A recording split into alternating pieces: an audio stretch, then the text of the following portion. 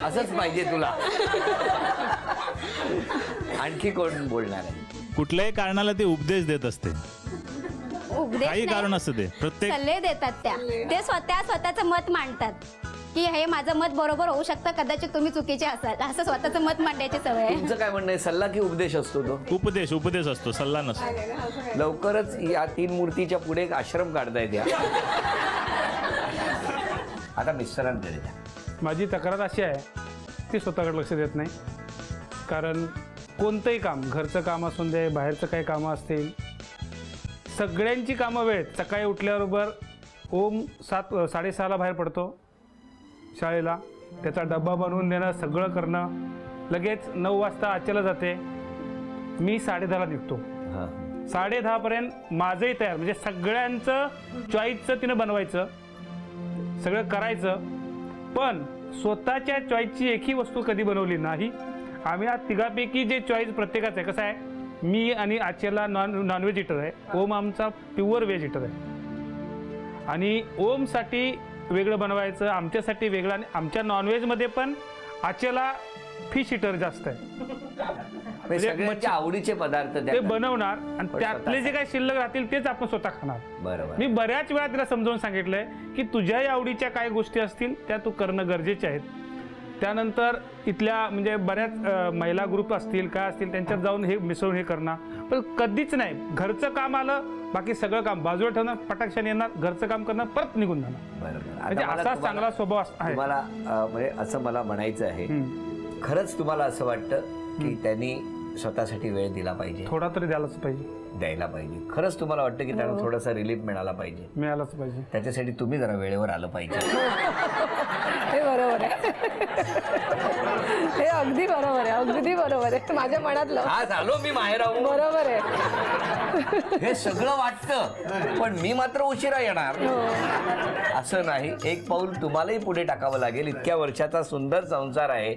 थोडंसं तुम्ही सुद्धा जर वेळ काढला तर कदाचित आणखी छान तुमच्या सगळ्यांच्या ज्या व्यक्त केलेल्या इच्छा आहेत त्या पूर्ण होतील. बरोबर. तुमच्या सगळ्यांचं स्वागत, तुम्हाला शुभेच्छा देतो. आणि यानंतरच्या खेळामध्ये या आता किती बक्षीस आपल्या मैत्रिणीला मिळवून देणार ते बघतो. वहिनी, डोळ्यात पाणी का आलं तुमच्या?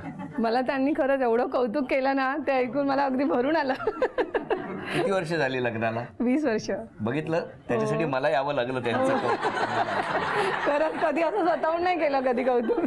तर आता या खेळात बघूया किती बक्षीस मिळवून देणार. वेळ 2 मिनिटाची. अक्षर आहे ब.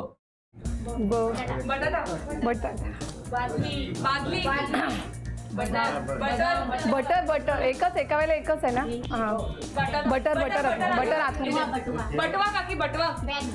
तिथे खाली खाली खाली फ्रीजच्या काय तिथे. हा नाही, तसंच आण. बेसन बेसनचं पण इथे. हे उघड.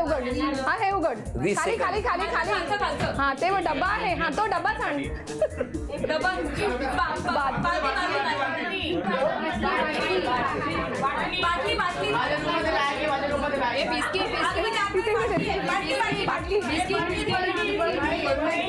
एक मिनिट पूर्ण झालं, अजून 1 मिनिट राहिलंय. बरणी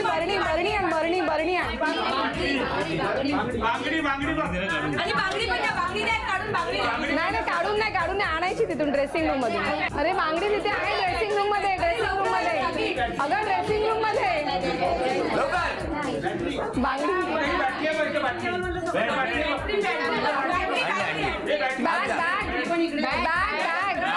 बॅग 30 सेकंद राहिली. 30. ब्रश 10 9 बदाम 8 वरती 7 हा, त्या डब्यात आहे.